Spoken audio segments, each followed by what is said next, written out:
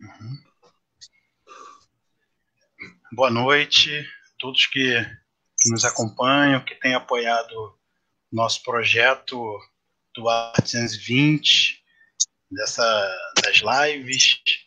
Hoje a gente está aqui com o Rodrigo que tem nos apoiado e contribuído bastante para esse projeto, na ausência de outros camaradas que estão passando por alguns problemas de linha técnica, enfim. E o André Luiz Carneiro, que é o nosso convidado mais que especial de hoje. O Rodrigo também é um convidado especial, mas o André é mais que especial, digamos assim, né? Que para falar um pouco sobre os rumos, né? E sugerir também novos rumos e caminhos que a esquerda tem traçado no Brasil, principalmente.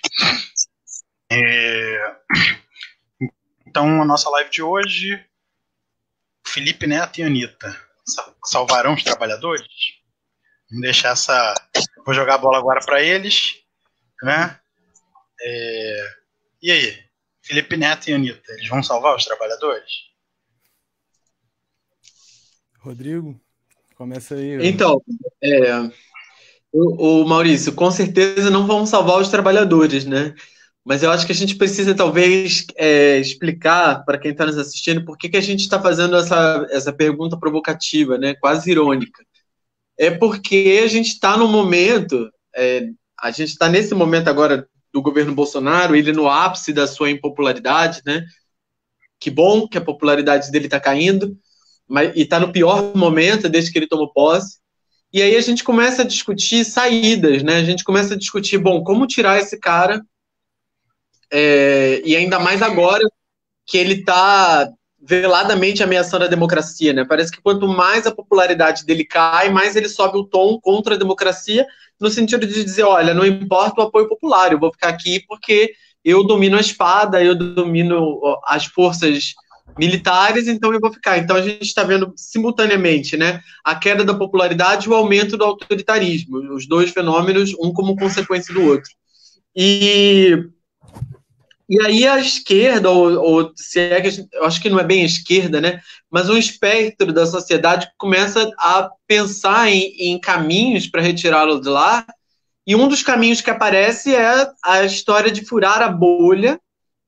E aí eu acho que a gente talvez nessa conversa aqui vai precisar entrar na discussão do que seria essa bolha. Furar a bolha convidando ricos e famosos, né? Pessoas de grande alcance na mídia e nas redes sociais para difundir uma mensagem de oposição. Então, eu acho que é um pouco esse o intuito da nossa conversa hoje, Felipe Neto e Anitta, como a representação dessa crença de que os ricos e famosos que têm grande audiência vão poder nos guiar para uma outra conjuntura. É óbvio que eu acho que não é por aí, né? Eu acho que a gente vai precisar, para formar a maioria social, de uma estratégia mais popular do que essa, e, enfim, eu acho que é por isso que a gente está propondo esse debate. Queria começar saudando aí o companheiro Maurício e o Rodrigo, que me convidaram para essa live. Saudar também quem está nos assistindo já do comecinho, muito obrigado pela presença. As companheiras Dani e Bia, que me disseram que vão estar aqui também sexta-feira. E, lógico, os camaradas da Revolução Brasileira, que me deram formação suficiente para estar aqui hoje. Enfim, eu concordo com o que o Rodrigo disse. É uma questão que a gente, óbvio, se pensar na questão do alcance e tal, claro que eles podem ajudar de alguma forma, mas será que eles é que têm a bala de prata que a esquerda tanto procura, ou será que eles é que precisam, como talvez até a Anitta esteja mostrando aí, que precisa muito aprender ainda, somar não na frente, mas atrás da luta? E acho que a gente vai explorar aí o que eles precisam, eles próprios, e como cidadãos, não como celebridade, precisam ainda se tomar pé da situação para poder, de fato, prestar alguma ajuda à classe trabalhadora brasileira. Eu acho que... Maurício, você quer falar alguma coisa? Não, pode falar, Rodrigo. Eu ia Então, pegar eu acho algumas coisas que o André que a falou, gente mas talvez fala aí primeiro. que entrar nessa conversa aqui, André, sobre o que é essa bolha, né? E aí eu faria uma pergunta que eu até outro dia fiz para o Maurício. Quando um aluno de esquerda da PUC convida um aluno de direita da PUC para fazer um debate, ele está furando a bolha? Quando um morador de esquerda do bairro de Ipanema organiza uma roda de conversa com um vizinho de direita, ele está furando a bolha? Eu acho que se a gente concluir que determinadas polêmicas ocorrem dentro de um determinado segmento, né, de uma sociabilidade, aquilo que o Florestan Fernandes chamou de uma sociabilidade tipicamente colonial, né, a criação de estamentos derivados da formação específica na colonização do Brasil, eu acho que aí a gente vai chegar à conclusão que bolha é uma coisa que não perpassa só a opinião, a performance política, né? A maneira como a gente apresenta o nosso discurso. Bolha tem a ver também com aquilo que o Bourdieu chamou de hábitos, né? Com o nosso ambiente de socialização. O cara, por exemplo, eu fui criado a maior parte da minha vida na zona oeste da cidade. Tem coisas assim de uma sociabilidade da zona oeste do Rio de Janeiro que a galera da Zona Sul simplesmente não compreende. Até a questão das milícias, eu vejo que se trata, às vezes, com uma certa novidade, como se as milícias tivessem surgido agora, e não como se desde sempre, nos subúrbios e zonas mais afastadas da cidade, como a Baixada Fluminense, você tivesse a figura do militar que garante ali a segurança dos moradores de classe média, dos comércios da região, aquela figura do matador, né?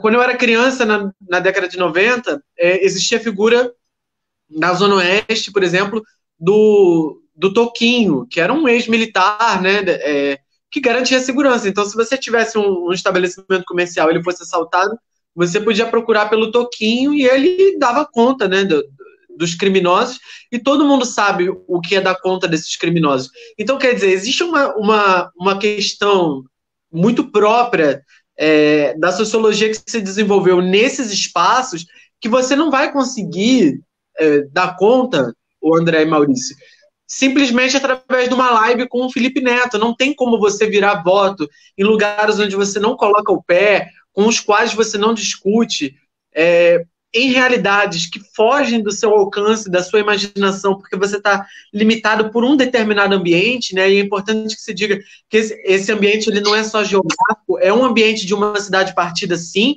Então existe uma sociabilidade do asfalto e da favela, mas ele é também racial, ele é também de classe econômica, do tipo de ocupação.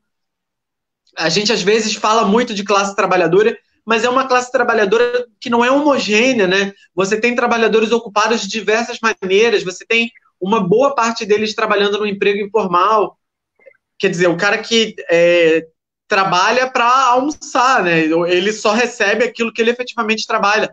Ele não tem um emprego. A gente está vendo muito essa discussão agora no Covid, né? Os diferentes tipos de empregabilidade. E esse diferente tipo de empregabilidade ele está distribuído pela cidade de forma absolutamente desigual.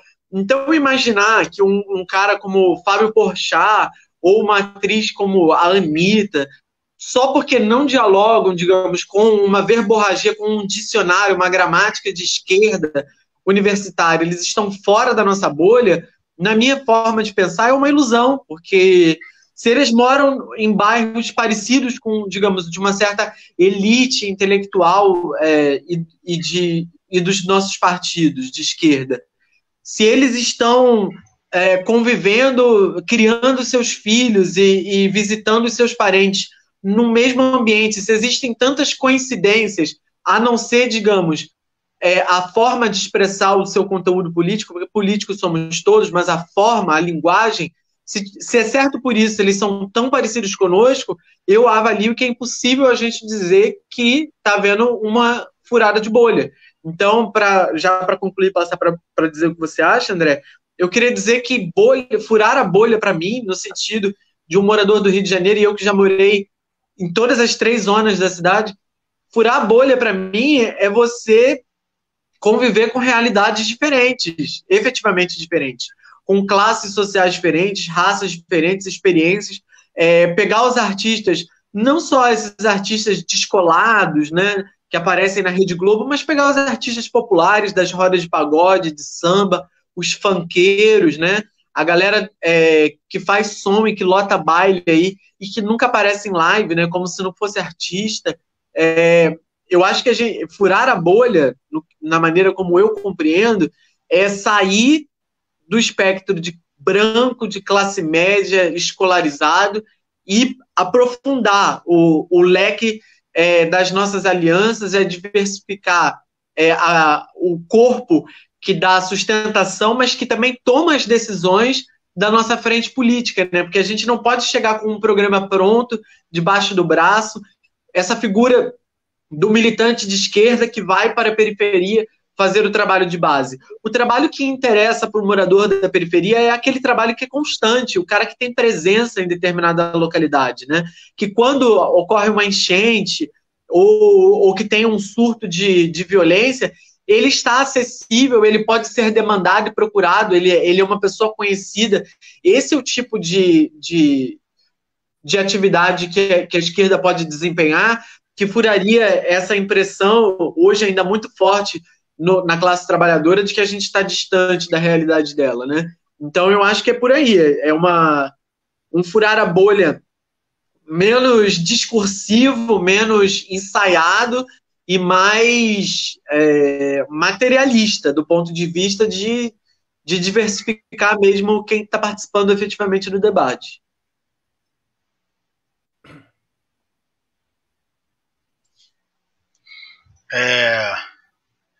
Rodrigo, muito obrigado. Eu queria, né, você mesmo já colocou aí para o André, eu queria, André, trazer também aqui, na última live que a gente fez foi com o Brizola, ele falou assim, olha, para tirar o caminhão do atoleiro serve, né, se referindo ao Felipe Neto. Além disso, Rodrigo, o que você falou, eu acho que está também no papel da militância da esquerda, autocrítica, não a autocrítica que a direita cobra, mas uma autocrítica que a gente deve sempre fazer a partir da realidade para depois transformá-la. E exatamente o nosso papel aqui é do Arte 220. A gente reconhece determinadas limitações, embora a gente tenha a gente queira, como eu mesmo brinquei na divulgação, dizendo, olha, a gente vai estar aqui no horário do Jornal Nacional, não tem desculpa para não ver a nossa live. Então a gente também quer dar uma opção, trazer determinadas reflexões que no circuito comum, mesmo nesse na internet, não existe, só que a gente tem plena consciência de que a transformação ela vem da realidade, ela não vem do virtual, e é uma questão de rua, de ocupar as ruas, de avançar nessa correlação de forças constantes que a gente tem e que o fascismo deixa mais notória a polarização, essa luta de classes, né? Enfim, vou passar aqui para o André. André, pouco. Aí eu queria pedir para você falar, comentar, né, isso que o Rodrigo falou. Também, se quiser comentar essa frase do Brizola, se couber. E se pudesse, a gente conversa muito, né, eu e o André, sobre isso no nosso grupo de história, sobre essa questão dos heróis de ocasião, porque também a gente colocou Felipe Neto e Anitta, mas não são só eles, né? Eu acho que a gente vai ter mais exemplos, então eu queria também que, se você puder, comentar também isso agora. Claro, essa questão dos heróis de ocasião, há poucos meses atrás, eu não lembro quanto tempo exatamente, a bola da vez foi o Eduardo Marinho, né? Foi pedra para todo lado, enfim. Mas o que foi importante daquela discussão que aconteceu foi mostrar que um cara como Eduardo Marinho, ele, claro, tem uma, como disse o Brizola Neto, né? Capacidade de ajudar a tirar o caminhão do atoleiro, mas é impossível, incapaz de guiar o caminhão. Eu acho que guiar o caminhão dá destino a todo esse movimento de esquerda que a gente está vendo que nesse domingo agora se provou que é muito maior do que se pensa, requer um pouquinho mais de teoria, vamos dizer assim, sem querer soar também muito pomposo, não é nada tão dos deuses, né? É algo que você adquire justamente na militância, trocando ideia com outras pessoas, assistindo lives dos camaradas. E nesse sentido, eu acho que se o Felipe Neto chegasse aqui para colar com a gente, botar a gente para falar para os, sei lá quantos milhões de seguidores que ele tem, seria ótimo.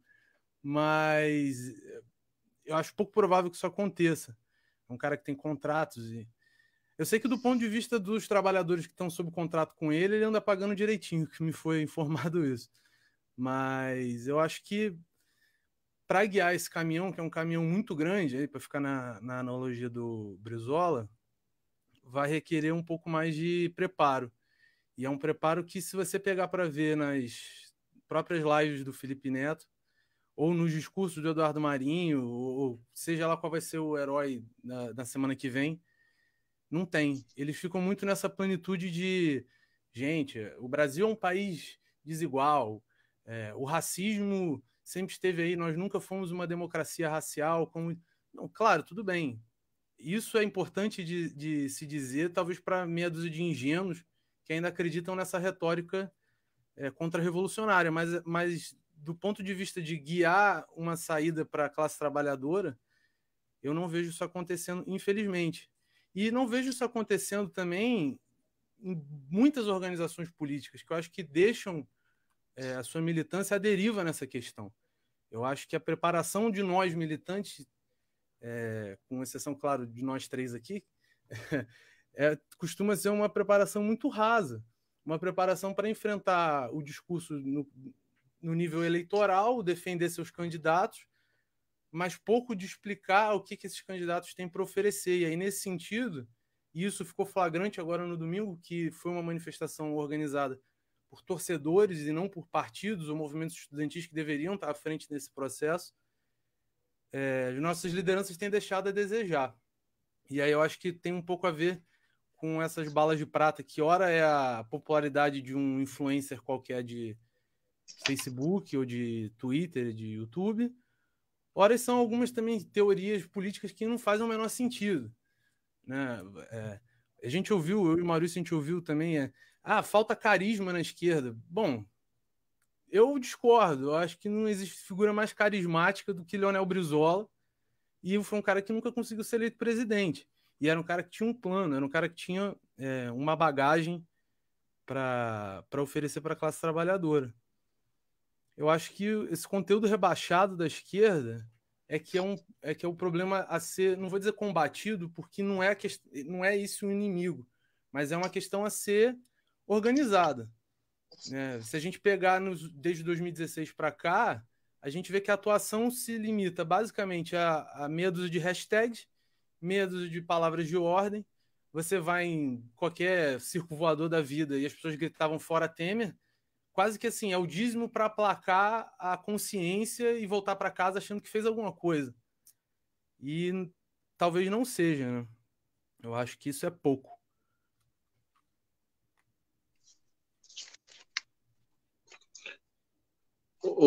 Maurício, posso falar?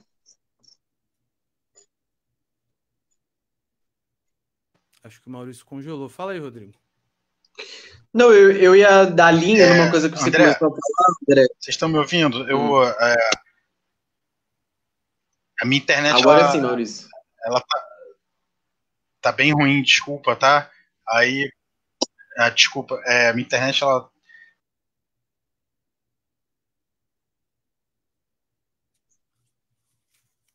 Acho que tá meio... Você tá me ouvindo, André? Tô ouvindo. Não, então, eu ia continuar dando linha para uma coisa que você falou, foi que essas manifestações, e não foi só no Rio, né? Em Curitiba e São Paulo também, foram manifestações que surgiram essa semana que não foram capitaneadas pelos partidos de esquerda. O que me leva, o André, a perguntar se os partidos de esquerda eles não estariam pecando só por omissão, porque você sugere que você completou dizendo assim, esse papel deveria estar sendo ocupado pelos partidos de esquerda. E eu fico cá comigo perguntando se nesse momento em que a gente vê um eleitoralismo muito exacerbado, né, como você estava descrevendo, uma esquerda que se preocupa muito com a disputa dos espaços na institucionalidade burguesa, se ela também não estaria agregando uma certa imagem de oportunismo que mais atrapalha do que ajuda a convocação dessas manifestações. Eu fico pensando, sobretudo, no trabalhador médio, na pessoa que não tem espaço efetivamente, ou não tem o hábito no seu dia a dia de conviver com discussões políticas tão aprofundadas e estar num ambiente de debate constante com os movimentos sociais, se a imagem que essa esquerda tão eleitoral, como você estava descrevendo, ela tem, não é uma imagem de quem está ali para oportunizar, de quem está ali naquele ambiente de luta só para tentar construir o seu nome, o seu grupelho, a sua organização num objetivo de disputa pelo aparato, de administração do poder, né? Mais do que de redistribuição. Então, eu fico me perguntando muito sobre o papel do partido. Eu acho que a gente tinha que encaminhar também para esse nível da nossa discussão, que ok, não é o Felipe Neto e a Anitta que vão tirar os trabalhadores dessa crise, né? Efetivamente, quem vai tirar o trabalhador da crise é o próprio trabalhador. Mas como garantir isso, já que você estava dizendo que o Brizola, por exemplo, era um cara carismático que não teve estrutura. E aí eu falo de estrutura porque ele era competitivo no Rio de Janeiro e no Rio Grande do Sul, onde o PDT era um partido enraizado, mas ele não tinha a estrutura do Partido dos Trabalhadores para disputar em nível nacional, que foi uma coisa que o PT, principalmente através da CUT e das comunidades eclesiais de base, conseguiu, né? Ele tinha núcleos em todo o território nacional. Até hoje, disparado, é o partido de esquerda no Brasil mais espalhado por todo o território, né? Eu sou do Partido Socialismo e Liberdade, eu sou do PSOL, e o meu partido tem basicamente base em algumas localidades, em algumas grandes cidades, principalmente onde existe universidades públicas, um movimento estudantil pujante, mas o PT, através da CUT e das comunidades eclesiais de base da Igreja Católica, né, uma fração da Igreja, conseguiu se alastrar para o país inteiro e levar essa discussão para os interiores, né, onde não tem universidade, para o trabalhador de chão de fábrica, que não tinha contato nem com a comunidade eclesial, nem com o movimento estudantil, mas tinha reunião de categoria, né, para discutir questão de aumento salarial. Então, através dessas instituições, o PT conseguiu, a partir do surgimento, na verdade, do PT, porque é uma coisa que acontece antes do surgimento em si, mas a esquerda por aí foi encontrando um caminho de furar a bolha, um furar a bolha old school, né, velha escola de furar a bolha, que era através dos sindicatos e do setor mais progressista da igreja. E aí eles conseguiram penetrar em ambientes onde essa intelectualidade progressista efetivamente não estava. E aí eu fico me perguntando se a gente não tem que, talvez, eu não diria que repetir o que o PT fez, mas recuperar esses caminhos de penetração, que são caminhos que vão chegar no trabalhador, não através de convites cínicos para que eles participem de reuniões no centro dos grandes centros urbanos, né? Chamar eles para um lulaço na Lapa ou no centro da cidade. Eu acho que vez ou outra tudo bem, mas você precisa ter eu não tenho nenhum problema com isso, inclusive fui a vários. Acho importante, às vezes, essas demonstrações de massa. Mas eu acho que para o dia a dia, para você ter uma luta constante, com organicidade, que efetivamente exista ao longo do ano todo e que penetre em todos os segmentos, você precisa percorrer aí outros caminhos, né? A gente vem de uma falência ou de uma queda muito forte dos sindicatos, uma destruição, né, na verdade, dos sindicatos através de sucessivos ataques na legislação trabalhista, desregulamentações, uberização. Você tem o que era a base progressista da Igreja Católica se tornando a base de uma igreja neopentecostal. Tem toda uma outra abordagem, eu não vou dizer que é uma abordagem conservadora, mas é uma outra abordagem com relação a que existia nessas comunidades eclesiais, e aí a gente vai ficando cada vez mais isolado naquilo que foi a estrutura da esquerda brasileira até ela se nacionalizar e chegar ao poder, o que sobrou basicamente foi a intelectualidade, as universidades, a parcela correspondente aos movimentos estudantis e intelectuais e de profissionais liberais das profissões mais criativas e elaboradas da divisão do trabalho. E nessa bolha parece que a gente se encontra, né? Em São Paulo nós viramos os Santa Cecílias, aqui no Rio de Janeiro a gente virou os Mendiçares, né? Que é a rua principal ali da Lapa, que é a mais descolada, e a gente parece que está isolado, né? Ao redor desses centros onde se concentram os aparelhos culturais, as universidades de ponta, as pessoas com diploma universitário e a atuação dos movimentos estudantis. O que me parece que é o desafio é a gente escapar por outros meios, né? Ok, os sindicatos entrarem em colapso, mas como a gente dialoga com aquela mesma base que dialogava a CUT no seu período mais combativo?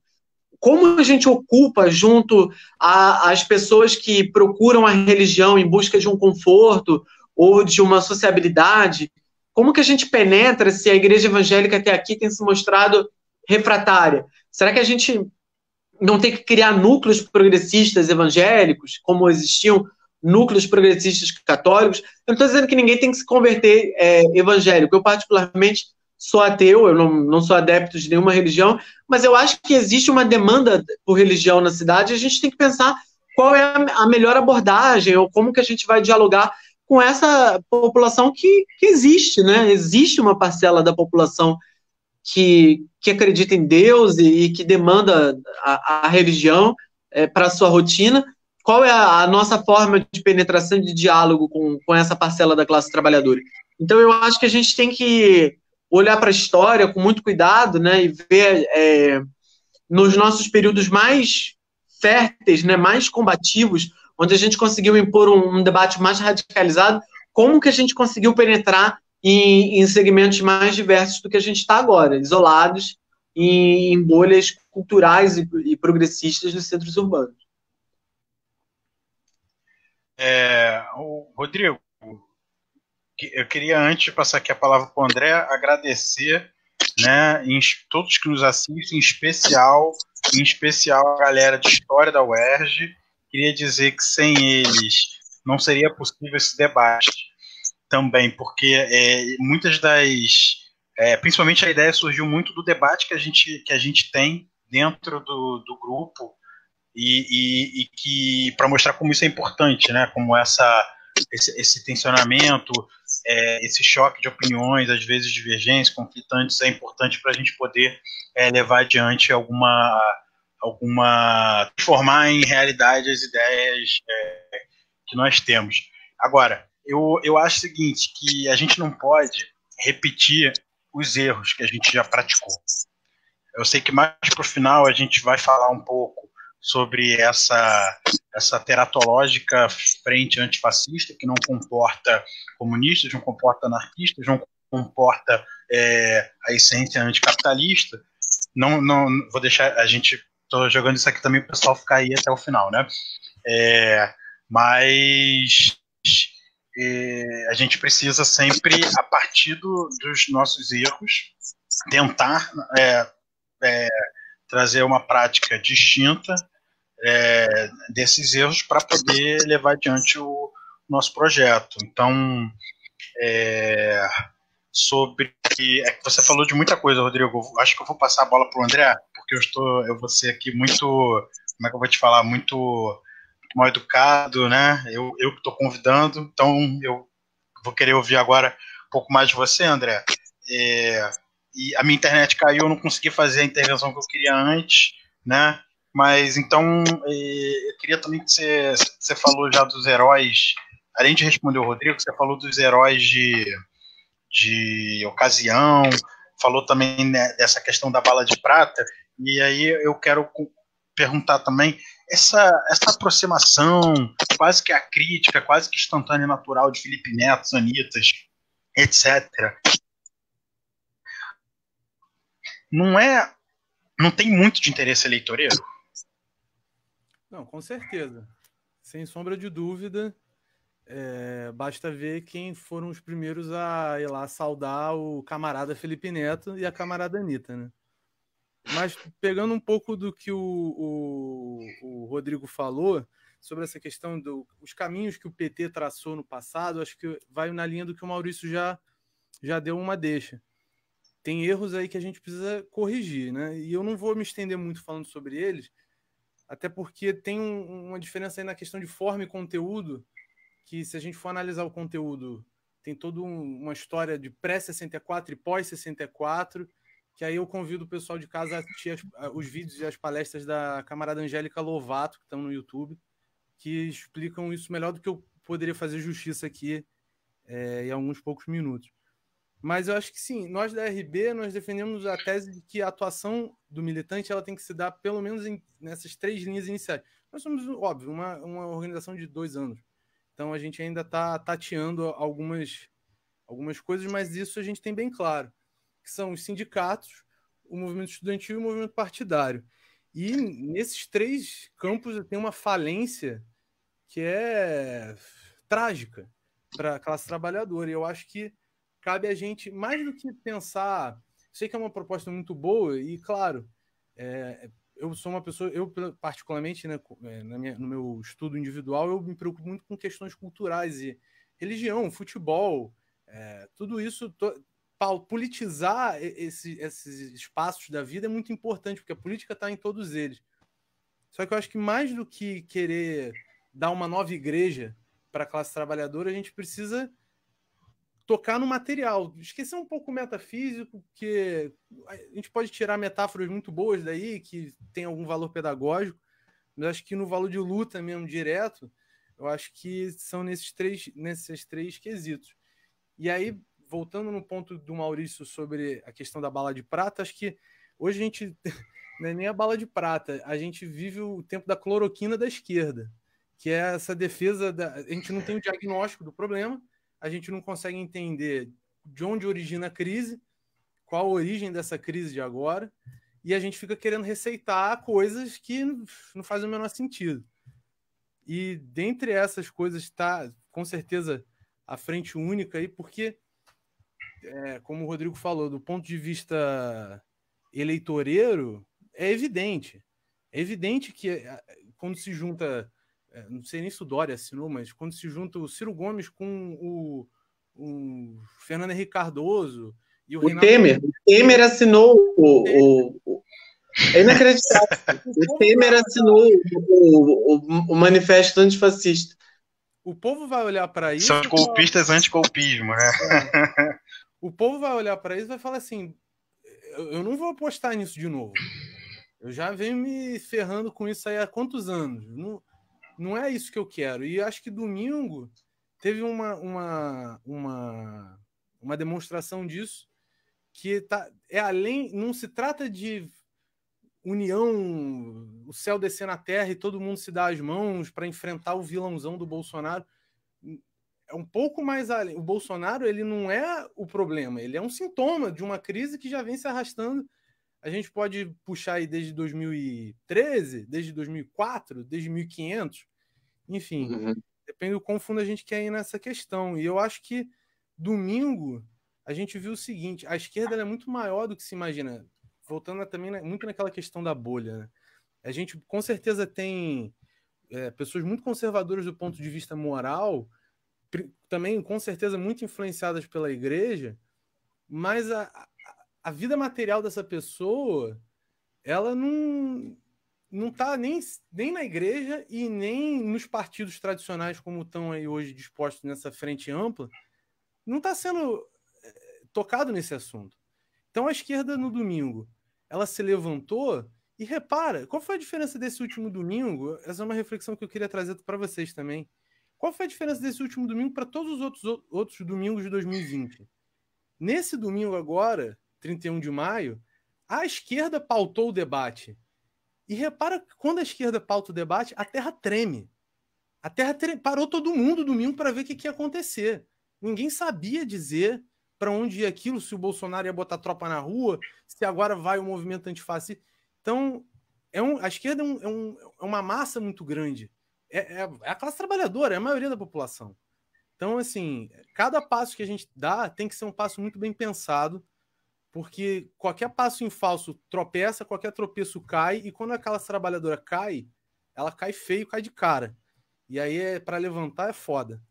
Desculpa o palavrão aí no seu digníssimo canal, mas eu acho que, assim, entender a natureza dessa crise... Não, tranquilo, Entender a natureza dessa crise é fundamental nesse momento para a gente poder oferecer, até conseguir estabelecer comunicação com a classe trabalhadora. Se eu chegar para um trabalhador agora para falar que ele precisa votar no Freixo, enfim, puxa da cabeça, no Molon, vai qualquer um, porque o Bolsonaro é malvadão, não vai convencer. Tem todo um sistema político que foi satanizado, com certeza foi satanizado pela Lava Jato, mas que aos olhos do povo fracassou, porque não atendeu às necessidades materiais do povo. Foi dada ali uma visão de paraíso naqueles anos Lula, e aquilo foi rapidamente tirado da gente, e isso causa uma revolta muito grande. Essa revolta foi canalizada pelo bolsonarismo por causa desse bom mocismo exacerbado da esquerda em querer ser mais santa que Deus, entendeu?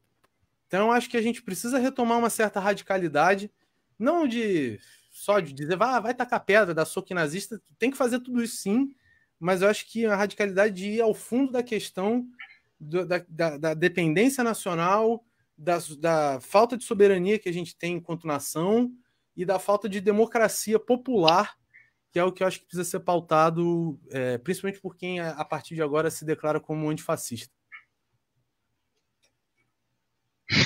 Eu gosto muito dessa... Você falou agora democracia popular, né? Porque geralmente a gente não adjetiva a democracia, né? A democracia está aí jogada como algo universal, como se sempre no campo das ideias, né? Essa universalidade nunca transformada do ponto de vista prático, né? Então, eu gosto muito enfim, dessa adjetivação, acho que é importante, né? E aí eu queria colocar agora para vocês dois o seguinte: vocês que são de partidos, né, de correntes distintas de um mesmo partido político, queria que vocês falassem um pouco dos limites do engajamento, como que se dá nesse tempo de internet, se Felipe Neto e Anitta eles vêm suprir essa limitação, né? Enfim, ou melhor, as pessoas, algumas lideranças de esquerda acham que eles vêm suprir essa limitação. Como é que vocês acham que funciona isso? Olha, eu acho que a primeira coisa que a gente tem que ter em mente é que a internet não é, ao contrário do que se pensou na origem, um ambiente neutro, né? Ela não é um ambiente, uma zona neutra, sem nenhuma influência, onde os debates confluem, né? A internet hoje ela tem algoritmos, ela tem sites que hospedam todas as discussões, que têm os seus próprios filtros, que fogem ao nosso conhecimento. Eles induzem determinadas pessoas a verem determinado tipo de conteúdo, como uma segmentação bem ao estilo neoliberal, né, do consumidor. Então, essas bolhas que a gente tem visto de pensamento, elas às vezes nos dão uma dimensão distorcida do que é o todo, né? Porque se o algoritmo vai filtrando aquilo que você vê e quem vê o que você diz, você acaba se afundando num gueto online, virtual, que impede que você tenha uma noção mais holística, né? Mais do todo, mais de todos os atores. Então, a primeira coisa é essa: a internet não é uma zona neutra. Dito isso, eu acho que ela pode... É pregar para os seus, né? Mas eu ia dizer justamente isso. Dito isso... É pregar para os mesmos, para os seus, né? Pregar para o próprio rebanho, né? Pregar para os seus também tem o seu lugar. Então, assim, se a gente puder usar as redes para formar grupos, para planejar ações, divulgar reuniões, tornar os nossos movimentos mais conhecidos, expor avisos, eu acho que tudo isso é muito útil, é uma ferramenta de organização que pode ser muito bem aproveitada. Eu não sei se ela vai ser muito bem aproveitada com debates extremamente personalistas, né, ou que fazem um simulacro de disputas. Eu acho que ela vai ser melhor aproveitada se a gente conseguir trazer a população como ela é, né, e uma diversidade efetiva de trabalhadores. O André estava falando sobre como as dificuldades da gente criar essa consciência da dependência do Brasil no cenário internacional e etc. Eu acho que um pouco disso passa por uma questão racial. A gente vai ter que rever questões de gênero, de raça, dentro do nosso próprio campo, para conseguir atrair uma diversidade maior também de pessoas e que não se identificam atualmente com determinados espaços e com determinadas estratégias e prioridades. Então, eu acho que a gente vai ter que mudar bastante, a esquerda vai ter que mudar na raiz para conseguir mudar o problema na raiz, né? Se só os trabalhadores vão poder se salvar, não vai ser a Anitta, nem o Felipe Neto, nem o Porchat, então a gente precisa que os trabalhadores estejam dirigindo o processo. E se uma classe privilegiada utiliza os seus privilégios para derrotar no processo interno de elaboração os grupos mais desorganizados, e são desorganizados por razões como a pobreza, o déficit cultural, educacional. Se a gente utiliza toda a informação, todo o know-how que a gente adquiriu em termos de técnica, de linguagem, de conhecimento, para derrotar os segmentos mais desorganizados, e no final o que resta é uma direção extremamente burocratizada, elitizada, aí a gente não consegue ter lastro popular, não consegue ter penetração. A gente precisa mudar nós, a gente precisa parar de derrotar os setores mais desorganizados e permitir que eles se autorrepresentem. A gente precisa permitir a renovação da esquerda para que a gente tenha, então, grupos radicalizados como esses do domingo. Eu gostei muito, já vou encerrar o meu raciocínio, que o André falou assim, esse domingo teve algo de diferente que aconteceu. Para mim é óbvio e nítido que o que teve de diferente na manifestação nesse domingo foi o protagonismo de uma classe trabalhadora mais pobre organizando o ato, né? Você não teve um 342 Artes, você não teve uma mídia ninja, uma Paula Lavigne dizendo que você precisava ir lá e se manifestar. Aquilo foi pensado num ambiente nitidamente mais popular. E eu acho que quando a classe trabalhadora, o povo, né, na dimensão de povo, de classe trabalhadora mais homogênea, ele se movimenta, aí a burguesia treme, o país é obrigado a se reorientar, as esquerdas precisam se reorganizar para sobreviver.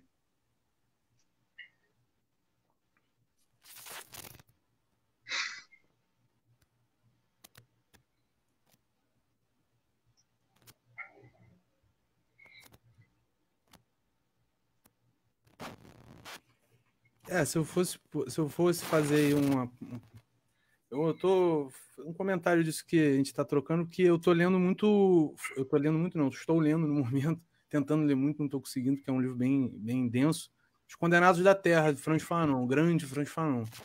Muito bom. E nele, acho que no capítulo 2 ou 3, agora eu não lembro, ele fala que quem vai tomar as ruas, quem vai fazer a ação, uma ação direta, vão ser essas pessoas, no livro ele usa o termo lumpenproletário, né? O proletário marginal. Ele chega a falar em todo tipo de marginalidade que você conseguir imaginar numa sociedade colonial. Como é a sociedade brasileira, a gente precisa admitir isso, parar de dourar a pílula de que a gente tem algum tipo de independência que não tem. E foi o que a gente viu no domingo, né? Foram as torcidas organizadas não as torcidas organizadas, mas torcedores organizados que de alguma forma se uniram e puseram a cara na rua e que são constantemente marginalizados na mídia. Muita gente de esquerda vira a cara porque tem alguns rompantes conservadores ali no meio de provocações, besteiras e brincadeiras que não tem graça, mas que, enfim, acabam afastando essa esquerda mais elitizada. E eu acho que eles provaram um Fanon certo esse domingo, né? E o próprio Fanon, mais à frente, aí sim, no capítulo 3, ele diz que o papel dessa esquerda elitizada não é ficar julgando se está certo ou se está errado, é ajudar.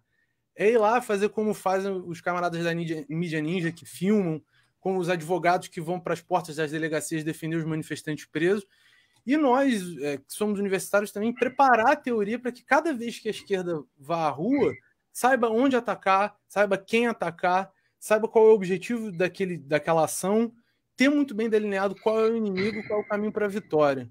Eu sempre cito o caso aqui da história da Revolução Mexicana, que eu gosto muito, que Zapata e Pancho Villa tomam o castelo, não, o palácio presidencial, sentam na cadeira, viva Fanfarrão, isso aí, e vão-se embora, entendeu? Ele não tem a mínima concepção de que fazer com aquele poder ali simbólico que eles tomaram do palácio. E eu acho que é isso que a gente não... E acaba que a revolução cai na mão da burguesia e esses dois personagens não têm um final mais feliz, assim, que a gente poderia contar. Eu acho que é mais ou menos... Foi um pouco isso que aconteceu em 2013. A gente chegou à porta da Alerj e aí? Né? Eu acho que ter essa teoria afinada, saber o tamanho do passo que está dando enquanto esquerda, saber a força que nós temos e o que fazer com essa força, é um pouco esse esclarecimento, acho que é um pouco missão de nós aqui, enquanto militantes de esquerda que estão numa posição confortável o suficiente para conseguir pelo menos sentar em casa e ler um livro, sabe? É essa tarefa que eu presto, tento prestar pelo menos aos trabalhadores. E eu acho que a questão agora surgiu, né, essa questão dos antifas. Eu acho muito bom num primeiro momento, mas eu fico um pouco reticente, talvez até com, vamos dizer assim, um pé atrás, com um certo engajamento excessivo, ou se vamos botar um termo aí mais popular, um engajamento meio emocionado, que vamos lá, agora tudo é antifa. Meu medo é que daqui a 2 meses surja o Itaú antifa, entendeu? E a gente vai e vai esvaziando. A Xuxa disse que é antifascista. A Xuxa declarou ontem que ela é antifascista. Mas nem de esquerda nem de direita. A Xuxa é só antifascista, né? Tá bom. A Globo, o Sérgio Moro. Então eu acho que a Xuxa, não foi? A gente Só que precisa... ela é brasileira, né? Tipo um esvaziamento, né, gente? A gente precisa pautar o que é isso. Já que tantas pessoas se interessaram, a gente precisa pautar o que é qual o significado histórico do antifascismo, quem compõe historicamente, porque não surgiu ontem o antifascismo. Tá aí, desde sempre. E quem são essas pessoas? Por que vocês querem aderir a esse movimento? O que chama a atenção? Dizer que é uma bandeira para todo mundo, não cabe todo mundo. Não cabe todo mundo na luta que a gente quer. A gente precisa pautar uma luta que, infelizmente, vai deixar, e por muito mais incompetência da burguesia, da direita nacional, vai ter que deixar eles de fora, porque eles tiveram aí quantos anos? A gente vai para 200 anos de Brasil independente, a burguesia nacional nunca construiu nada nesse país. Agora está na hora da classe trabalhadora. E a gente precisa pegar esse país na mão e ter noção do tamanho da responsabilidade. Não é nada glorioso, não é nada interessante. Cansei já de silenciar a mesa de bar, porque às vezes a conversa entra para um canto meio obscuro que as pessoas não ficam até meio assustadas de conversar. Mas eu acho que é esse o nosso papel. Nosso papel é dizer que tem uma luta uma luta quase que íngreme, uma luta acima da montanha, mas é uma luta que é vencível e talvez seja a única luta que vai salvar não só a classe trabalhadora, como a humanidade. Porque a gente está chegando num ponto em que é o planeta já que está ficando em risco, entendeu? A dependência de 1/3 do planeta é dependente, quer dizer, 2/3 do planeta é dependente de 1/3, e isso está comendo os recursos naturais da Terra sem distribuir nenhuma riqueza para ninguém.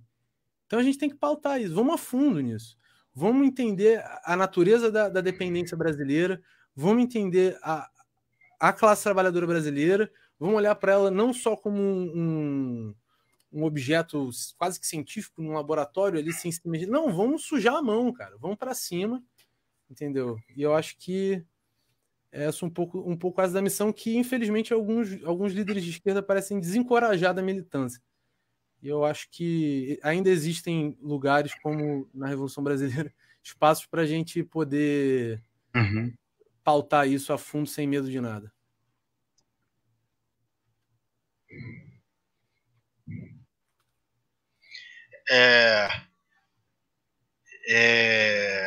André e Rodrigo, eu ia pegar no gancho do que o André falou, né? Porque o que me parece, eu defendo muito aqui essa tese contrária aos valores universais. A ideia do valor universal, ela é uma ideia que ela é hegemônica e por ser hegemônica, ela vai estar ali sendo controlada pela classe que está dominando, né? Isso sempre num sentido material. Mas antes de entrar nisso, eu queria aqui, a nossa colega, André, lá de História, a Márcia, ela fez uma pergunta, a gente falou aqui, tanto o Rodrigo quanto o André, em classe trabalhadora, então eu vou colocar a pergunta dela aqui da tela, para vocês comentarem,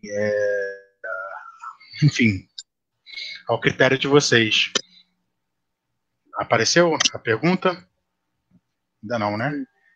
Eu vou ler aqui, enquanto não aparece. Apareceu. A classe trabalhadora ou as classes trabalhadoras?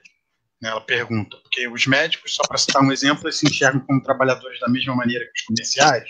Então, enfim, eu acho que é uma boa pergunta para a gente, né, não vai esgotar o tema, mas para vocês também falarem um pouco sobre isso, que é uma dúvida bem genuína. O Florestan Fernandes, ele escreveu a respeito disso, né? E ele diz que numa sociedade que foi colonizada como a brasileira, um dos efeitos da colonização, que reservou determinadas tarefas na divisão do trabalho exclusivamente para os colonizadores e os seus descendentes, né? Assim como promessas de empregos públicos prestigiados, promessas de lotes de terra, né? Houve uma certa reserva de vaga em algumas tarefas da divisão do trabalho, principalmente as mais criativas, menos repetitivas, menos exaustivas, que fez com que surgissem no Brasil estamentos, né? E aí ele faz uma interpretação. Estamento é uma sociologia weberiana, mas ele vai dizer que é um estamento colonial, né? Então surgiram aqui no Brasil estamentos coloniais, onde o sujeito que ocupa determinada posição, ele, por ocupar essa posição, ele acha que tem direitos especiais. É o caso do médico com relação ao enfermeiro, é o caso do advogado. Eu estudei numa universidade onde você identificava os alunos do curso de Direito facilmente. Eram sempre os mais arrogantes, os mais bem vestidos. Então, assim, existe eu concordo muito num pensamento do Florestan nesse sentido, porque é uma questão de estamentos de classe trabalhadora que surgem muito associados à questão de raça, né? Determinadas profissões de branco, não à toa, médicos é uma das profissões que menos tem brancos, né? A OAB só muito recentemente reconheceu o título de advogado do Luiz Gama, que morreu sem ter tido oficialmente esse título, apesar de ter exercido a advocacia, morreu sem ter visto um reconhecimento formal desse tipo, da Ordem dos Advogados. Então, existe uma ideia de que algumas posições na divisão do trabalho estão associadas também à sua posição nessa formação colonial, né, do Brasil. Elas querem dizer, para além da renda que você obtém através do seu trabalho, elas querem dizer qual é o tipo de atenção que você merece, por exemplo, do poder público, o tipo de proteção que você merece receber. É por isso que quando morre um médico na Lagoa, o secretário de segurança, como fez aqui o José Mariano Beltrame no Rio, diz que é inaceitável, né? Ele disse que era inaceitável um crime daquele tipo na Lagoa. Quase como se ele estivesse implicitamente dizendo, se o crime tivesse sido um pouco mais adiante do túnel Rebouças, tudo bem, mas aqui na Lagoa, e sendo esse cara um médico, né? Então parece que, eu concordando então com a Márcia, eu não sei se a gente tem que falar em classes trabalhadoras, porque o nosso objetivo é de despertar a consciência de todos os trabalhadores para a natureza da exploração do seu trabalho numa sociedade burguesa. Mas eu acho que a gente sim precisa reconhecer que a formação colonial específica do Brasil e das Américas, do terceiro mundo, né, permitiu que determinadas classes de trabalhadores se formassem também enquanto estamentos associados a uma certa posição social, relacionadas também com a questão do prestígio, que fazem toda a diferença no entendimento de como a gente vai poder chegar a uma unidade e também efetivamente lutar contra a burguesia, né? Não adianta a gente fechar os olhos para isso, né? É a realidade da formação do povo brasileiro, e eu acho que a gente tem que partir dela. O André, com certeza, é um cara muito que está pensando nessa perspectiva. Acho que a gente tem que partir da formação específica do Brasil, de uma sociedade pós-colonial, para criar um movimento efetivo, né, de unidade da classe. Antes de mais nada, mandar um beijo para Marcinha aí. Marcinha, prazer ter a sua audiência. Eu acho que, com certeza, o que ela diz, assim, existem médicos que caem aí no canto da sereia da burguesia, né? Acham que porque podem comprar um carro assim ou assado, estão se diferenciando do grosso da classe trabalhadora que tem que andar de ônibus. E, claro, já tive meus encontros com médicos que são um verdadeiro nojo. Mas acho que mais do que condenar ou apontar dedos, ou enfim, vocês estão do outro lado, estão traindo. Não, vamos olhar para a história rapidinho. Advogados, né? Vocês dois fizeram direito. Bom, Fidel Castro era advogado. Médicos, o próprio Franz Fanon, que já foi citado, Che Guevara. Existe um papel para essas pessoas, para essas ditas profissões liberais, num processo revolucionário, que é cuidar do povo. Como a gente também disse na questão das manifestações agora de domingo, os advogados que vão às portas das delegacias e os médicos que estão ali para cuidar de quem eventualmente for ferido pela brutalidade da polícia burguesa, né? Então, acho que isso esse canto da sereia do consumo, que infelizmente foi muito incentivado também por governantes de esquerda e ainda faz parte da pauta de esquerda, que, claro, classe trabalhadora, não digo nem classe trabalhadora, o indivíduo, ele tem direito a consumir, seja lá o que ele quiser. Só que eu acho que isso não pode estar acima de uma consciência nacional, uma consciência de classe que foi muito desleixada do ponto de vista político nesses últimos anos e na grande oportunidade que a gente teve com um governo de esquerda por quase 2 décadas aí. Então, só para concluir, eu acho que tem um papel para essas pessoas, e essas pessoas precisam militar dentro das universidades. Eu tenho um amigo geólogo, pelo qual tenho um carinho imenso, e vários conhecidos amigos dele também, que estão sempre nessa. E às vezes até comentam assim, de forma descompromissada, poxa, vou fugir das notícias, vou estudar geologia. Bom, o Brasil está em cima de quantos litros de poços e, sei lá, toneladas de petróleo, minério de ferro. Como é que a gente vai... Acho que um papel deles nessa hora é encontrar... E aí, geólogos, médicos, advogados, matemáticos, enfim, todo o corpo universitário que tiver comprometido com uma causa nacional e revolucionária precisa pensar como esse campo que ele escolheu para atuar profissionalmente o que isso tem para oferecer, como é que pode se ajudar a construir tanto a riqueza nacional quanto a riqueza popular e, de preferência, as duas numa porrada só, né? Os dois num só, sintetizados. Eu queria fazer só um comentário muito rápido em cima do que o André falou, bem rápido mesmo. Eu entendo, eu concordo totalmente com você que o que a gente tem que fazer é militar nos nossos locais e que tem um lugar para todas essas profissões, né? Mas o que eu estou chamando a atenção é que, na minha fala, é que a gente tem que perceber que determinadas posições na divisão do trabalho na sociedade colonial brasileira, onde houve desde a origem reserva de vagas em determinadas profissões para os colonizadores e os seus descendentes, né? Você até hoje tem pouquíssimos alunos negros formados em medicina, adquire todo um outro sentido, né? Recentemente a gente viu a Thelma ganhar o Big Brother Brasil numa edição que estourou todos os recordes de audiência, e eu fiz uma provocação que era difícil encontrar alguém que elogiasse ela sem citar o fato dela ser médica, né? Ser médico numa sociedade colonial como o Brasil adquiriu um sentido que é muito próprio da nossa formação específica. Então, pensar a classe trabalhadora de um ponto de vista de uma formação colonial, do ponto de vista de uma sociedade onde houve distribuição racista das oportunidades é muito importante, porque muito embora a gente às vezes se esforça, milita no lugar onde a gente está, mas a gente ainda é um médico, a gente ainda é um enfermeiro, a gente ainda é um... É sempre assim, você é um médico de esquerda, você é um jornalista de esquerda, né? É difícil você se dissociar do significado que adquire o seu trabalho numa coisa que é um processo longo de associação de determinadas posições sociais e determinados privilégios, né? É um pouco isso. Eu acho que a gente tem que entrar... Rodrigo. Ah.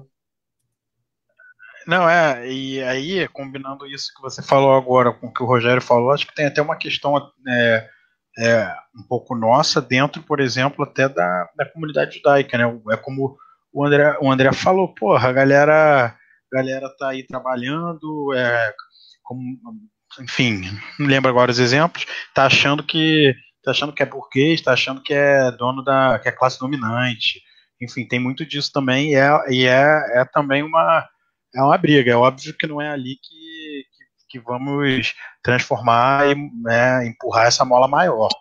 Enfim. Gente, Rodrigo, eu acho que essa pergunta aqui é para você, mas o André também se sinta à vontade para responder. A Julie Camargo, ela perguntou. Eu queria antes agradecer que, eu não sei se ela ainda está aí, mas a nossa convidada de amanhã, a Fenia Rodrigues, ela estava aqui assistindo. Amanhã ela vai falar sobre mídia alternativa e Venezuela. Então, se ela ainda estiver por aí, valeu pela audiência. Vou botar na tela aqui a pergunta da Júlia Camargo. Ela queria saber o seguinte: pós-colonial, semicolonial, essas distinções. Eu acho que é mais para você, Rodrigo, mas, André, sinta-se à vontade.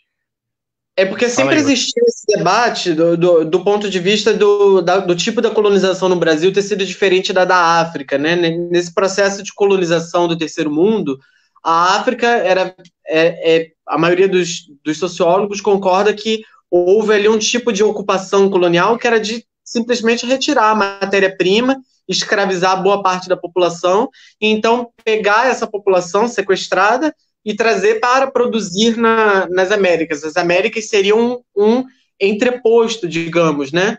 Elas seriam elas ocupariam uma posição intermediária nesse sistema colonial.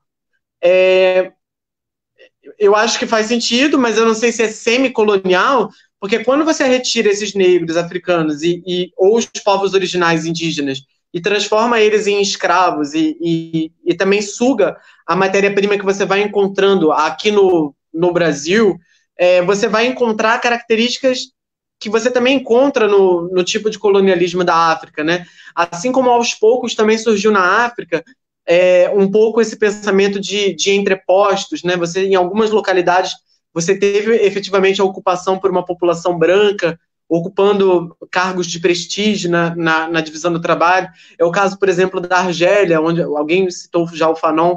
Na Argélia houve isso, né? Muitos franceses que foram para lá ocupar os cargos mais criativos e mais prestigiados do trabalho.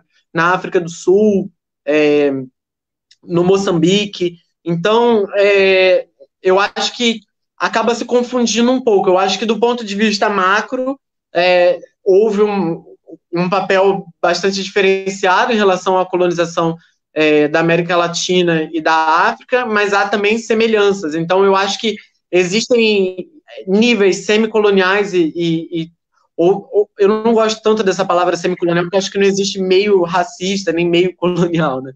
Eu acho que existem faces de uma colonização exclusivamente predatória, de uma colonização de entreposto, de feitoria, em ambos os continentes. Eu acho que você vai encontrar as características de ambas as colonizações, tanto na África quanto no Brasil, né? Assim como não é possível falar que a colonização no Rio Grande do Sul se deu da mesma maneira que no Maranhão, né? É um pouco isso. André, a Júlia aqui, ela falou que a pergunta é para os dois. A gente está saindo um pouco do tema, mas o povo está mandando, a gente vai seguindo. Se você quiser comentar também essa pergunta da Júlia, eu vou deixar também a pergunta do Ricardo e tem a pergunta da Fernanda Lucena também para vocês falarem um pouco, tá? Eu vou puxar para o André, depois o Rodrigo, se quiser complementar. principalmente em relação à pergunta da Fernanda. E aí depois a gente vai entrar vou dar aquele corte para a gente já entrar e falar desse antifascismo de forma mais direta. Tá? Vou botar aqui a pergunta do Ricardo, André.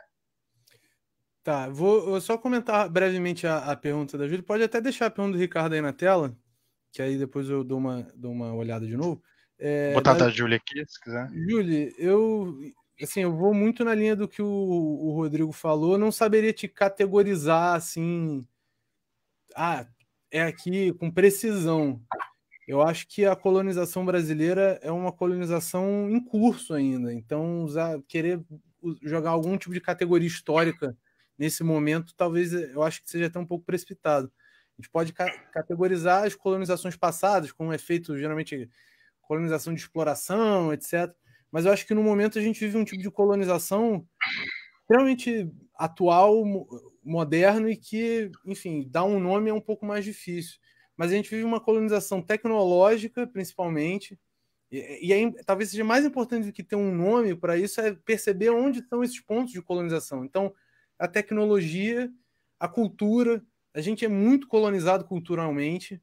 Eu acho que isso fomenta também algumas ilusões dessas classes, vou dizer classes trabalhadoras, mas esses grupos de trabalhadores que estão um pouquinho mais estratificados na sociedade por ter acesso. Sei que às vezes uma pessoa que fala inglês e tem uma abertura para o mundo de séries e de produções cinematográficas que é feito lá fora, aquilo às vezes se confunde. E eu acho que a esquerda também, e aí volta um pouco também no tema da live, da Anitta, do Felipe Neto, acho que se eles quisessem contribuir, eu acho que eles deveriam pensar como fazer uma cultura nacional, verdadeiramente nacional. Sei que a Anitta tem pretensões internacionais aí que, enfim, mas ela infelizmente não vai carregar a bandeira nacional e ainda que carregue, que significado tem isso, né? Eu acho que eles poderiam, já que a gente está nesse tema, e eu sei que tem gente aí, ué, mas cadê o tema da live? Eu acho que eles podem ir um pouco nesse sentido, assim. Não só eles, e não só os artistas burgueses. Eu acho que para mim, hoje, o tipo de artista que mais me toca, que mais me mostra algum tipo de verdade, que me faz pensar na vida, que me abre a cabeça mais e mais e mais todas as vezes que eu encontro com eles, são os cantores do metrô, os rappers e os poetas de slam, que descem da favela, vão para o metrô e estão ali botando a realidade deles de uma maneira excelente. Eu acho que deveria ter uma organização cultural que aí tanto faz para vir de sindicato, partido ou de movimento estudantil. Eu acho que nós militantes também deveríamos militar culturalmente, pegar essas pessoas que têm uma mensagem e dar uma estética revolucionária para elas, dar uma oportunidade com o aparato técnico que a gente tiver, home studios e câmeras e produtoras cinematográficas e botar essa galera no meio cultural. E aí, enfim, também não tem muita ilusão de que a indústria cultural vai promover isso. A gente tem que buscar, enquanto militante de esquerda, a gente tem que buscar nossos caminhos e buscar aquilo que com o qual a gente vai alimentar o nosso cérebro. Então, eu acho que a colonização brasileira ela é especialmente cruel no ponto de vista tecnológico, a gente está vendo aí a questão da pandemia, dos respiradores, e do ponto de vista cultural, mas ela se alastra para muitos outros espaços da sociedade que eu acho que a gente não vai ter tanto tempo aqui de debater. Quanto à pergunta do Ricardo, o Ricardo é uma pessoa que... André, eu vou botar a pergunta dele na tela, mas eu vou diminuir a tela, porque senão eu vou te tampar todo, tá? Só para... O Ricardo é uma pessoa pela qual eu tenho muito carinho. Ricardo, obrigado por estar assistindo. E ele fala do despertar da consciência segmentada. Não haveríamos de ampliar nossa escuta para que a linguagem mais elaborada e sofisticada da esquerda, que sensibiliza apenas uma parcela da sociedade. Sim, eu concordo em parte, Ricardo, porque eu sei que talvez esse próprio debate que a gente está fazendo esteja tocando em alguns termos que para o ouvido desatento, ou vamos dizer assim, para o ouvido que não está tão acostumado com esses assuntos, pode até soar até chato. E eu tenho plena ciência disso. Acho que a gente tem um caminho a andar, sim, no sentido de conseguir ser mais comunicativo. No entanto, eu não acho que passe por uma ideia de simplificação. Isso nem está tanto na pergunta do Ricardo, mas eu acho que toca em alguns debates que eu já tive com o Maurício. A ideia de que a gente precisa simplificar o discurso, não sei se é simplificar, mas talvez dar os exemplos ou saber ter uma didática que toque no material da vida dos trabalhadores, né? Exemplos práticos. A ideia de simplificar é uma ideia de que ele é o burro e eu é que preciso fazer aqui a minha... aguar o meu discurso para que desça bem. Não é assim. Eu acho que tem como fazer um pouco de cada, e mais no sentido também de familiarizar o trabalhador com o que a gente está conversando.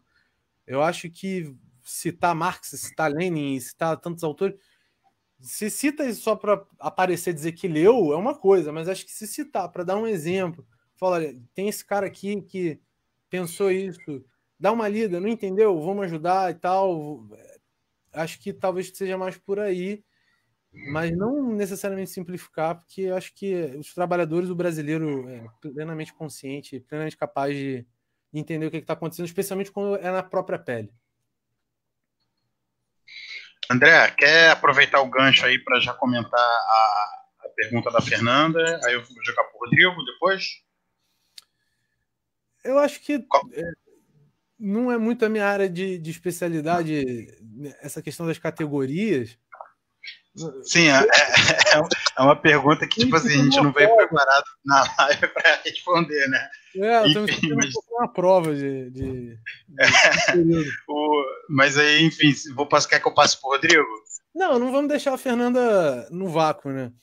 Eu acho que o neocolonialismo é uma categoria ali do que aconteceu mais ou menos na África no século XIX, né? Você respondendo de forma bem rasa, Fernanda, desculpa. E o imperialismo é a atuação política desses países da metrópole capitalista como um todo. E aí volta naquilo que a Julie, né, tinha perguntado. Neocolonialismo, eu acho que a situação brasileira não é tanto a situação brasileira não é tanto neocolonial, enfim. Ela é, de alguma forma, algum tipo de colonização, mas ela é praticada pelo imperialismo. E aí o imperialismo está presente, desde 1492 aqui nessas terras. E é isso, Fernando. Eu acho que é possível tornar o discurso acessível se abrir mão do conteúdo. Fernanda, fica tranquila, tá? A gente está só brincando, a gente só brincou. Sua pergunta foi muito bem-vinda, inclusive quer dizer que a gente tem que trazer esse tema, né, também para uma live, fazer alguma coisa assim e levar isso também para fora aqui das redes. Rodrigo, vou te passar aí para falar da live e depois vamos entrar no tão esperado Frente Antifascista. Pode ser? Sim. Então, eu queria primeiro comentar muito rápido a pergunta do Ricardo sobre linguagem. Eu acho que linguagem, eu sou sociólogo, né? Linguagem para a gente em sociologia, ela não é um produto só do racional, né? O Lacan diz que o racional corresponde a só 90%, a 10% do que a gente expressa, né? A maior parte do que a gente expressa é uma espécie de subconsciente coletivo, né? É uma mera repetição de gestos, de hábitos que a gente associa, ou livremente associa, com base naquilo que a gente interpreta. E, simplificando toda essa conceituação mais teórica, o que eu quero dizer é o seguinte: não adianta eu botar um chapéu Panamá e ir para a quadra da Portela e começar a sambar, que inclusive é uma coisa que eu não sei fazer, e eu vou ter imediatamente uma linguagem que dialoga com os sambistas. É impossível você adaptar meramente através da vontade, né? Eu quero me comunicar dessa maneira, então eu vou virar essa chave aqui e vou me comunicar dessa maneira. Isso é impossível. Você não muda a sua linguagem a partir do arbítrio, né? Eu agora quero falar mais simplificado. Você fala de uma maneira ou de outra como um produto do seu ambiente de socialização. É por isso que eu não tenho expectativa de que a esquerda um dia vai chegar no ponto onde ela vai encontrar a linguagem que dialoga com os trabalhadores. Ela vai precisar que os trabalhadores, eles próprios, estejam definindo os seus rumos, porque aí, então, eles vão se identificar com essa linguagem. Agora, que uma pessoa vai se deslocar de um bairro para o outro, e aí vai mudando a chave da linguagem e vai agradar todo mundo. Eu não tenho essa expectativa. Sobre neocolonialismo e imperialismo, eu acho que a diferença é que imperialismo prescinde ou não de instrumentos coloniais, né? Você tem formas de dominação imperialistas que prescindiram e outras que não do instrumento colonial, de substituição de parte da própria classe trabalhadora, né? Eu acho que o neocolonialismo, por exemplo, acontece nesse momento em Israel, onde o governo incentiva a imigração sistemática de população judaica para territórios onde eles querem manter soberania, né? Ou acontece, por exemplo, em subúrbios americanos, onde o governo parece que dá incentivos de crédito para um determinado segmento na expectativa de mudar o perfil racial e socioeconômico daquele subúrbio.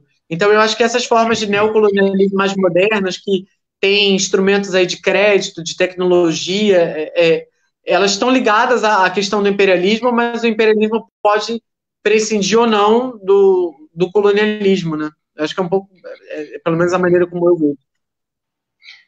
Rodrigo, André, muito obrigado aí por essas explanações, né? Eu devia ter pego aqui meu caderno para anotar aí algumas das coisas que vocês falaram. Mas, enfim, vamos agora para Bom, o Bruno fez uma pergunta aqui, eu acho que, Bruno, não sei se a gente vai conseguir responder isso hoje não, porque a gente está chegando no nosso limite da live, né, e a gente queria falar um pouquinho sobre esse esvaziamento aí da frente antifascista. Mas eu vou deixar aqui na tela o Rodrigo pensar e depois, dando tempo, a gente fala sobre isso.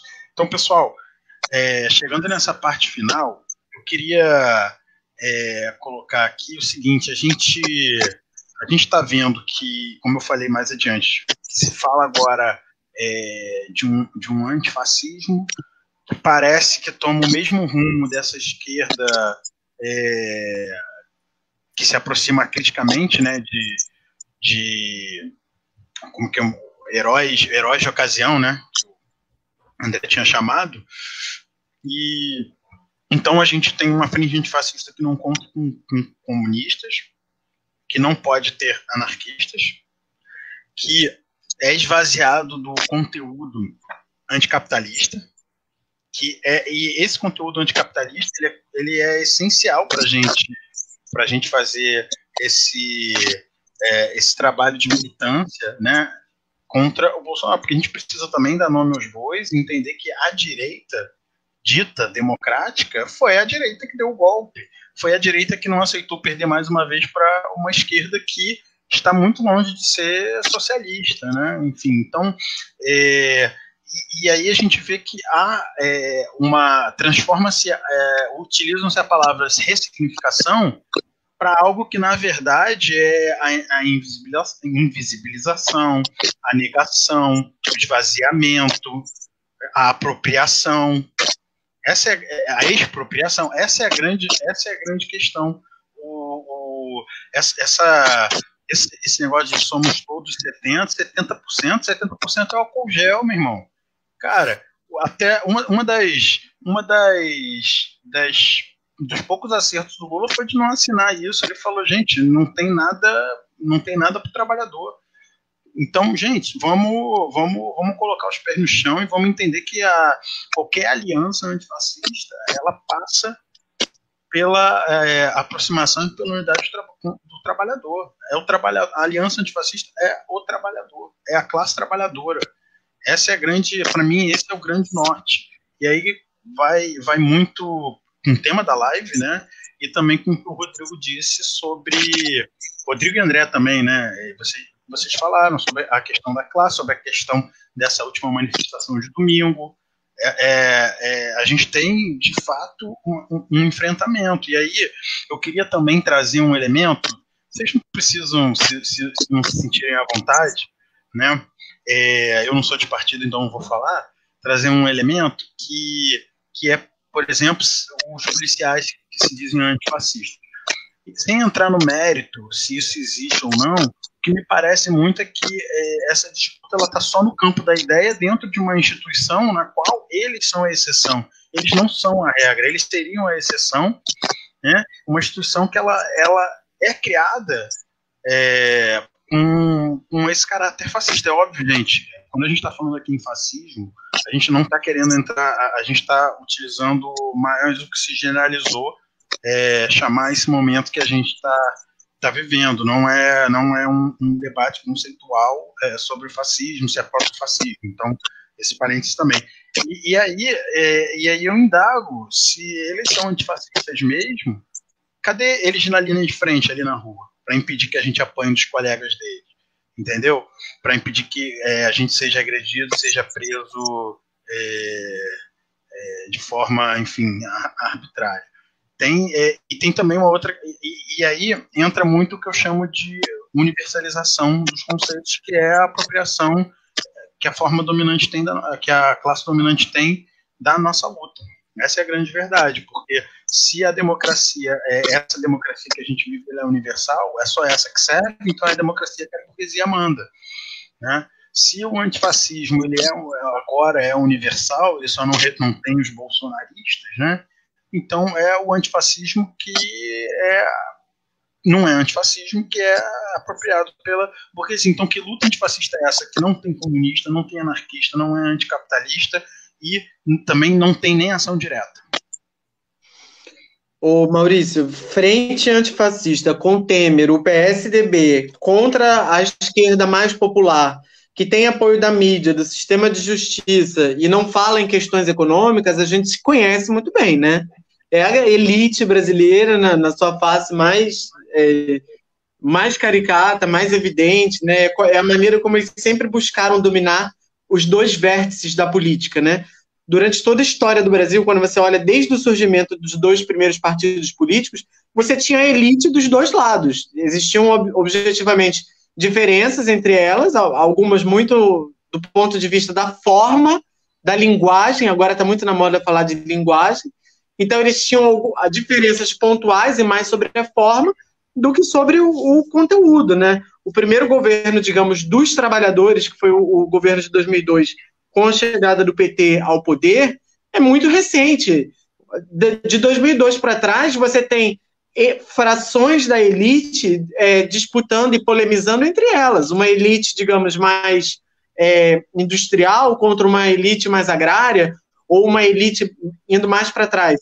Uma elite mais colonial, portuguesa, e outra mais brasileirista e desenvolvimentista, mas o fato é que sempre houve um domínio de todos os vértices das polêmicas por frações da elite. Eu acho que, de alguma maneira, se tenta voltar a isso, né? E aí você habilita, por exemplo, um cara como o Temer, que deu um golpe, como um democrata, que pode assinar um manifesto antifascista.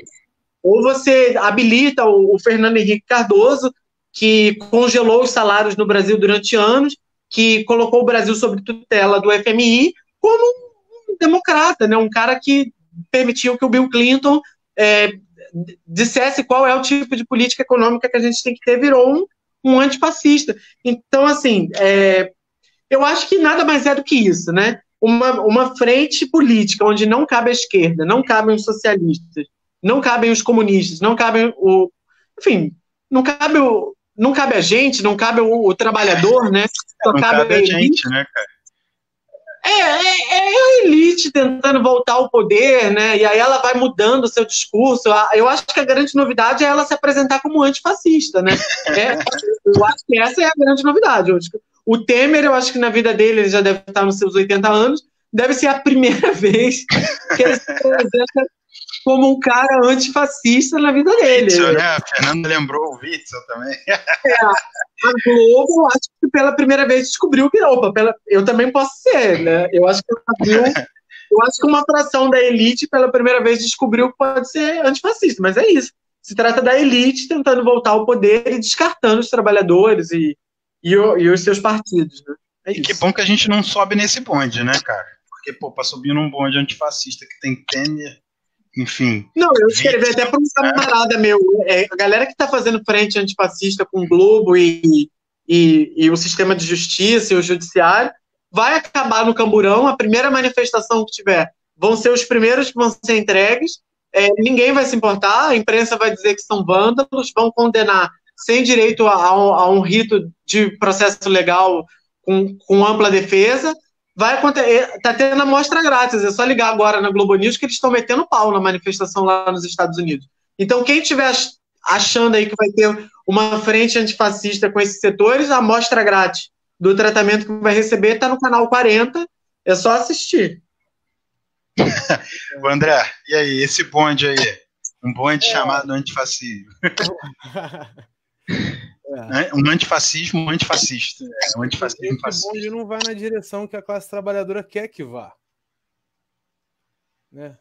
Acho que a classe trabalhadora embarcou muito no bolsonarismo, infelizmente, pela incapacidade dos nossos políticos.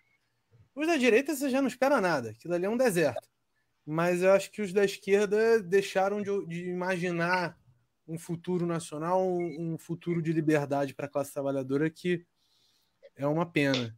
Eu quero só pontuar a crítica do Bruno, que eu achei que é uma crítica muito pertinente, que ele falou: não assina um manifesto com eles, mas os põe no ministério. Eu não quero muito também aprofundar essa questão, acho que a gente já não está com tanto tempo, mas deve ser uma baita crise existencial para o Lula, porque ele diz que não cola com quem, pelo menos foi a fala que eu vi, não cola com quem aprova a reforma da Previdência, para um governo que teve um baita de um racha na sua base partidária por causa de uma reforma da Previdência, deve dar uma crise existencial complicada para ele, e força companheiro Lula.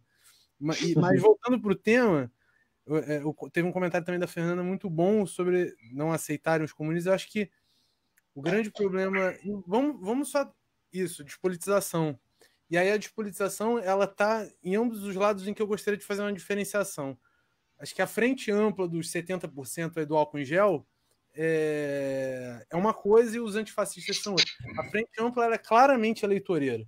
Você vê que são as figuras que estão sempre envolvidos em campanhas eleitorais, tanto para dar apoio quanto para ser eleito, que estão nessa questão. E o antifascismo é uma coisa que está acontecendo, vamos dizer, nas bases. Está acontecendo entre nós aqui. Né? Nós não assinamos nenhum manifesto, mas estamos cheios de companheiro aí com filtro de antifascismo no perfil do Facebook.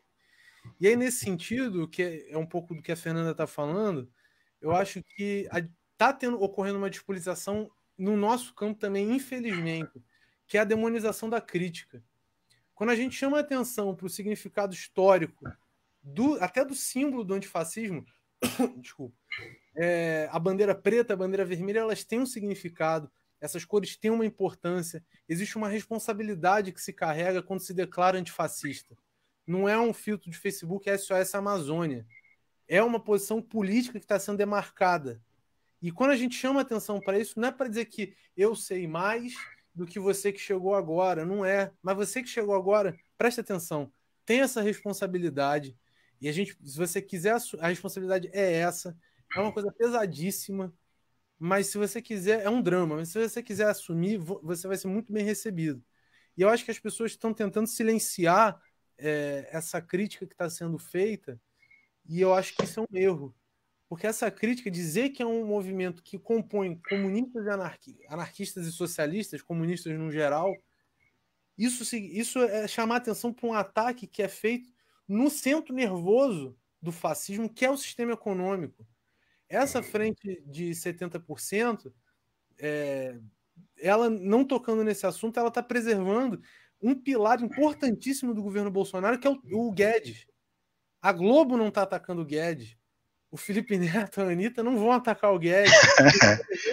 Não vão atacar o Guedes. E os antifascistas precisam tomar essa postura anticapitalista, comunista no sentido mais amplo, histórico do termo, anarquistas e socialistas, porque esse é hoje o pilar que vai dar sustentação a um governo Bolsonaro. Mesma coisa do Elvis aí, Fernanda, muito bem colocado. Isso vai atacar o governo Bolsonaro, isso vai atacar o governo Dória, se for o que vai vir aí, isso vai atacar o governo Haddad, o governo Ciro, que não vão tocar nessas estruturas, que são as estruturas que estão subjugando tanto a classe trabalhadora quanto o Brasil como nação. André, muito obrigado, cara. Cara, tem muita... O Bruno fez algumas perguntas, o Nicolas, pô, meu grande amigo, camarada nosso lá da UERJ, né? A pergunta que ele fez, eu acho que a gente acabou respondendo antes de eu visualizar. A gente realmente tá batendo o nosso ponto, né? Eu queria agradecer aí a participação da Fernanda Lucena, da Júlia Camargo, da Viviane Carvalho, do Bruno Sintra, que é um camarada meu do Rodrigo, Bruno Ruivo, né? Do Nicolas, da Márcia também, que fez uma pergunta. Enfim, tem muito do Matheus Marinho, e me desculpe se eu esquecer alguns nomes, mas enfim, foram muitos comentários. E também queria agradecer Rodrigo e André. Eu vou deixar vocês fazerem as suas considerações finais para depois eu dar os avisos. Minha consideração final é que se não é a Anitta, não é o Felipe Neto e não é uma frente antifascista onde não cabem os trabalhadores e a esquerda, o que vai tirar a gente dessa crise é uma unidade da classe trabalhadora, né? E aí a gente vai precisar buscar uma diversidade realmente de trabalhadores, de pontos de vista, de realidades dentro de um país colonizado, um país complexo, um país de classes sociais extremamente estratificadas, né, muito arraigadas certas diferenças e certos abismos cristalizados na diferença entre favela e asfalto, subúrbio e zona central. Eu acho que a gente vai precisar, então, de uma resposta que pareça que é uma resposta do subúrbio, que pareça que é uma resposta da favela, que pareça que é uma resposta do trabalhador precarizado, do trabalhador negro, da trabalhadora, do trabalhador gay. Então, eu acho que a gente vai precisar, na verdade, de uma resposta que seja popular e que seja diversa, né? A diversidade popular é o caminho, para mim, da superação do fascismo no Brasil. O restante é uma fração da elite tentando voltar a uma polêmica com uma outra fração da elite, né?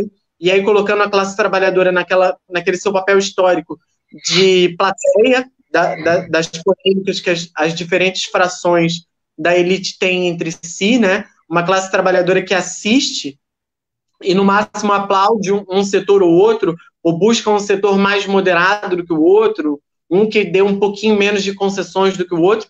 Eu acho que a superação dessa tentativa de uma fração da elite de voltar a esse debate, né, um debate hegemonizado pela elite em todos os vértices, é a classe trabalhadora organizada na sua diversidade para interromper e colocar, então, as polêmicas dentro da classe trabalhadora, né? A gente tem que debater entre nós qual é o governo que a gente quer no Brasil e qual é a direção. Então, é claro que a gente tem aqui, mesmo nessa conversa, posições políticas distintas, mas a gente está polemizando entre pessoas que pensam um governo de interesse dos trabalhadores. E é esse modelo de democracia que eu acredito.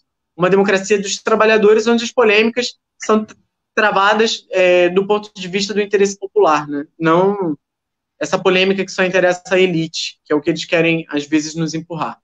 Essa é a minha consideração final. Muito obrigado, Maurício. Muito obrigado, André. Muito bom participar desse debate.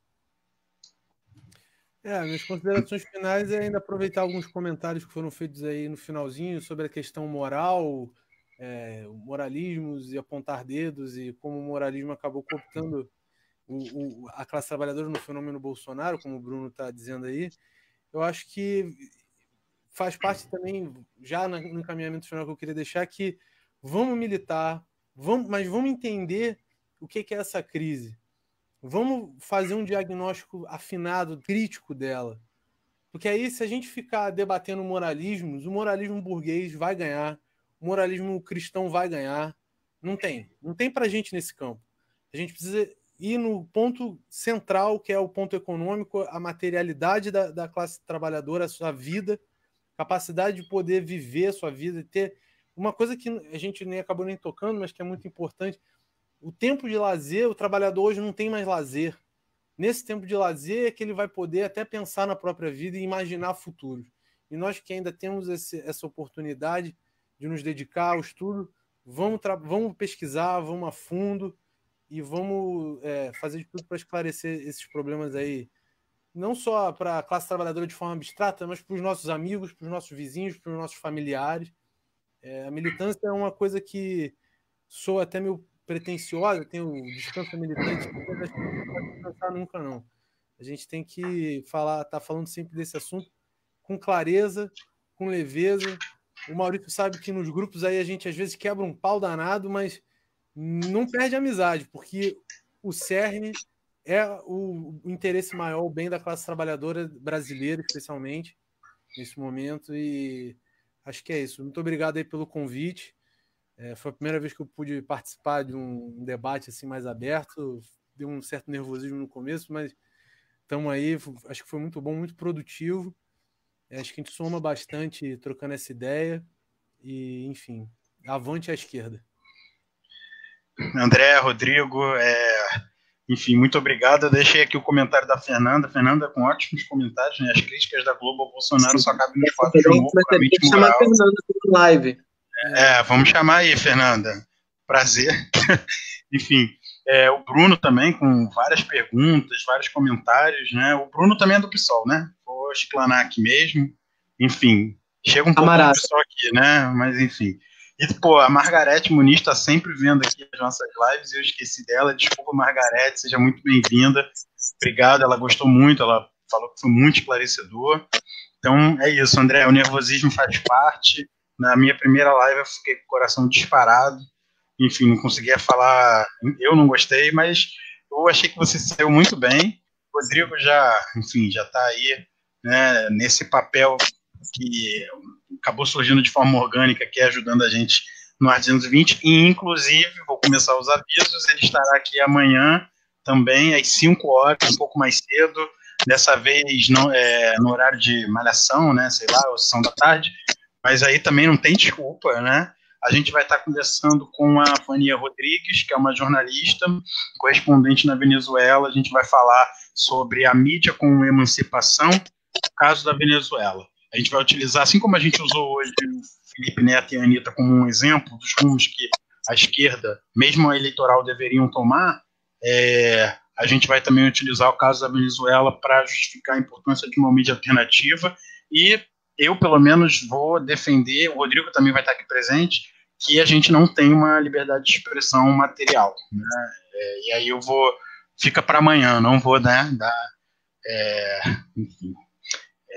dar a prévia aqui. É basicamente isso, todos os convidados. Desculpe ser muito em cima, porque eu e o Rodrigo, na quinta, eu e o Rodrigo também temos um debate de 5 horas com o Breno Altman, da Opera Mundi, sobre essa aproximação do Bolsonaro com judeus, né? Além disso, na semana que vem, eu não vou dar todas as datas, gente, porque eu vou ter que ficar aqui olhando na agenda, mas a gente vai ter aí ainda live com um camarada marxista, o Cauê, vai falar sobre marxismo, lei do valor na China. A gente também vai conversar, eu e o Rodrigo, sobre o mito da democracia norte-americana. Eu vou conversar com representantes da Colômbia, de organizações sociais da Colômbia e do Equador, para a gente saber um pouco mais da realidade, porque as mídias aqui não mostram. Então a gente vai ter muita coisa, e essa sexta também, essa semana lotada. A gente vai ter também, dia 5, a gente vai receber as camaradas Daniele Figueiredo e Beatriz Virgínia para falar sobre a pandemia nas periferias, né? O que mudou e o que continua. Então, é isso aí, pessoal. Muito obrigado, desculpa aqui falar muito, e até amanhã. Obrigado, Maurício. Obrigado, André. Obrigado aí, pessoal.